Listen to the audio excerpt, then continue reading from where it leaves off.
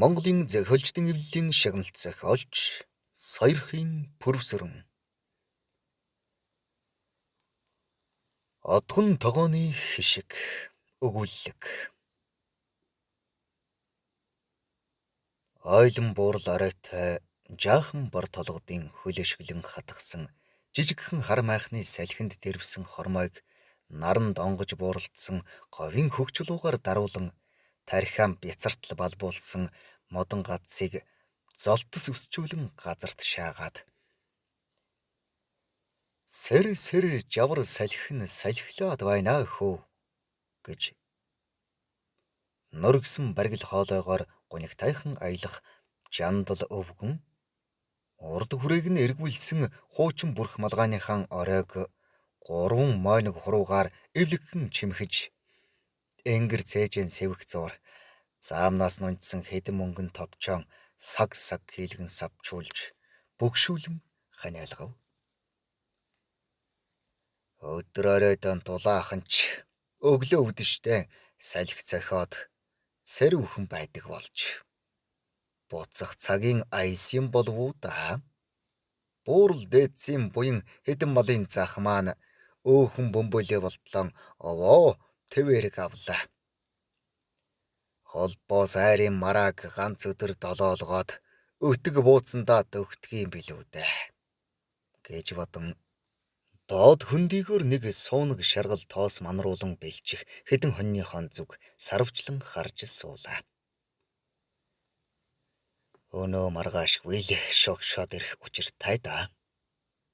Би даралт маралт гайгүй байгаа да гэж бодомглон эмжээр нь зэмэрсэн дайланбан дээлнийхэн хормойг гөвөөд чөдөртөө мордынхоо цаах нур аргал хомоол хормоолон алхав.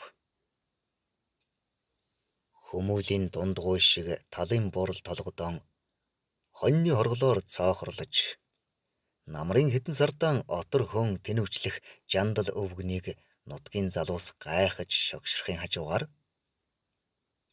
100 гаранхан богт зулгаачих таана хаанлуул хаан багсааж байхад морь бие зовоон сүл даган доншуучлах адгийн тэнэг жандал өвгнөөр төгсгөл болох байхаа гэж наг инээлдэцгээв. Өвгний сэтгэл энэ хавьд хорогдох учир начиртайг гужирсан хэдэн хонь ямаа яахан мэдэх билээ. Аргалын утаа зуулган намрын наранд хуршаасан төлөгний хэдэн хавиргаан хэнд хадгалаад яваг хөндлөнгийн нэгэн байтугай хөх сайрын савдагч хэрхэн гадарлах билээ. Өвгөн хадсан харган аргал хомоолхон хормойлон түүж майхныхаа үүдэн дасгаад өндгөн бор чулуун тулгандаан зэрэглээд бор цайгаан пур хийлгэв. Гэтэл чөдөрлж орхисон цүдгэр халтар морь сортосхийн үүрсгэд майхныхаа аманд цайлж суусан жандал өвгөн хагас иргэн хараад царайнд нь инээмсэглэл тодров.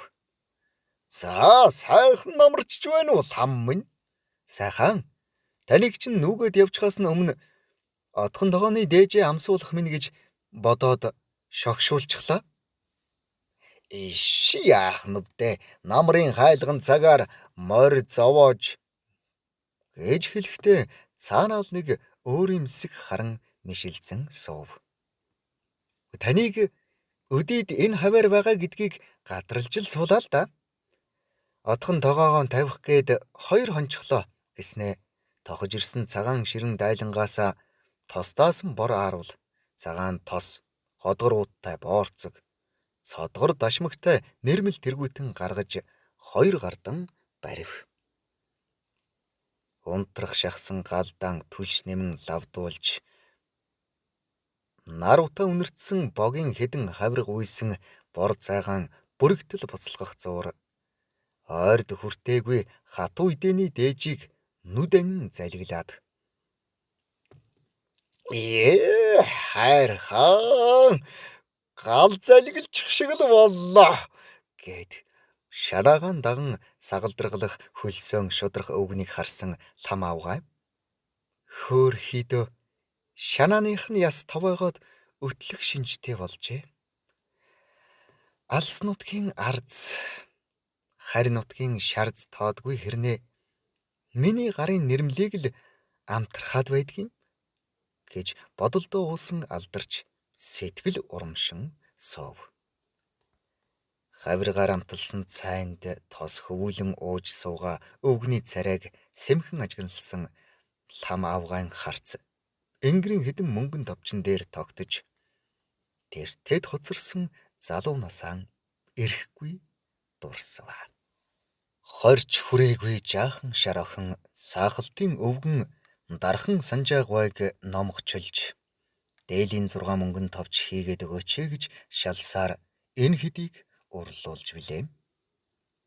Бүснийхээ үзүрт зангидж хаад эцгийн нүд хариулан байн тэмтэрсээр хэд хоног гэгэлзэж явсан залуу нассан. Энэ хэдэн товчондоо тийм л их хайртай юм байх та. Дээл салхи бүртэл сэлгэж хатчихсан байх юм хэмээн бодоод баадганж ирсэн хөх даван дээл гарган алив та наад хэдэн товчоо хадуулах уу? Намрын сэрүүн орохоор жиндэх байх гэж бодоод ганц дээл шидээд ирлээ. Наадмуу тэрлэгний чинь ханцуу хормоо салбаачихжээ гэд бэлэн зэхэтээ ирсэн зүү утсаан гаргав. Цоо шинхэн дээл өмсөөд майхныхан голд завилсан жандал өвгөн хажуудан суугаа ламыг өөрлөгөөнд татан буурал сортой өтгөн үсийн чихнийх нь араар илж хөлс давралсан зулайг нь удаан гихч үнэрлээд. За нарны голтойд мордтоо. Мэнд хүрээ болов гээд сэтгэл догнолцоод болдгүй золиг гэснэ. Майхныхан багнаас өлгсөн бодолтой бэлгэн авч ламаа угайд өгөв.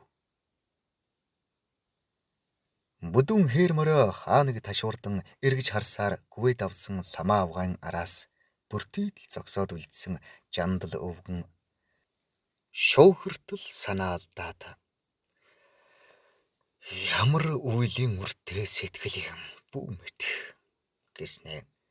Тэр жилийн тэр нэг өдрийг бодсоор хэдэн хоньныхоо араас мордов. Цэргээс халагдж ирээд удаагүй жандал хүү салхитад олдчихсан хэдэн тэмээгийн хайж яваад ламаатай учирч билээ. Бор талын худаг дээр ховоо татан хонь услах намхан шар охины сэтгэл гжигдсэн алаг нүдний харцанд үйчих шахсан тэр өдөр намрын хонгор салхи залуусын болзоог хураайлж намхан бор толгод бусдын нүднээс хаацайлж элстэй шандны эргээр хосмөр дурайлган эвийн хоёр загас шиг эрхэлж явсан тэр өдрүүд өвгний сэтгэлд нэлхамсан. Хагцж салахын аргагүй ойртож дотноссон залуусын хайрын гэгээн болцоо тас цуулагдах учиртай байж.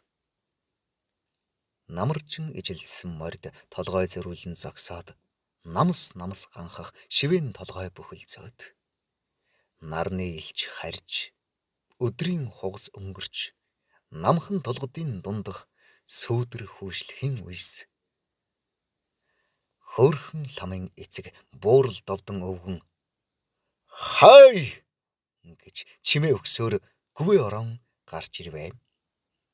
Хонио мартан суусан хос залуус сандарч хоримоо хотсоон сэгсэрч сэтгэл ширвэтэн зогстол талын ганц хайрхан шиг буурал өвгөн ханхааж тааны толгой тастан амандаа 100 тамшаалав. Охин минь мордож үз. Хэдэн хонио бөөгнүүл. Хүү бид хоёрт ярих нууц байна гэж билээ. За хүү минь чиний эцэг цоохор даржаа бид хоёр умай тусгаар унсан ч удам гарвал нэг хусаад харвал яс адил зүсээд үзвэл цус ижил төө салгах аргагүй төрсөн ах дүүс хүмүүсээ. Ураг саднаа мэдэхгүй цөвүүн цаг ирээгүй байлтай гэж түс тас хэлээд олон том үггүй мордоод явчихж билээ. Нүдэн бүлцийдл уйлсан хөөрхөн лам минь.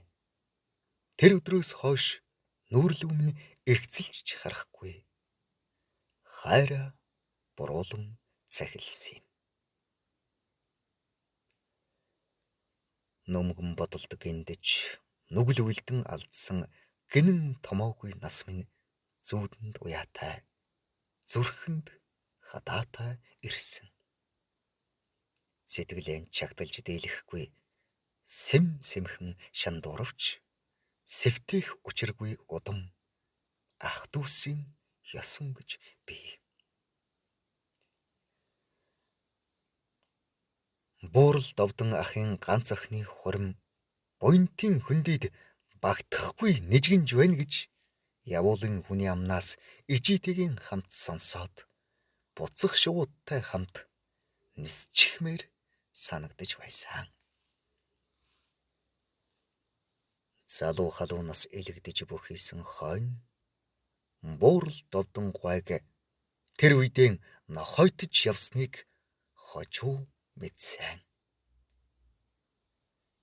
Авасан эрт өнчирсэн айлын ганц надаас аймгийн цалтай бүхийг илүүд үтсэн юм билээ. Одоо ч өтөлжтэй би. Ууган тогооны сувс бус отхон тогооны дээжэн амсуулахаар ирсэн түүндээ олон хоног богшоосон бодлоо бас л хэлж чадсангүй дээ. Намрын шуудын сүүлж уулс давн одлоо. Отхон тогооны охин ламынхаа гараас хүртсэн болохоор намаржаа өдөөнд дөхөж маргааш нөгөөдрөөс нүүнэ гэж бодол эсгэн шогшуулна. Зохилогдсон Саярхын Пүрэвсрэн. Уншсан Эрхэнбаярын Баттарч.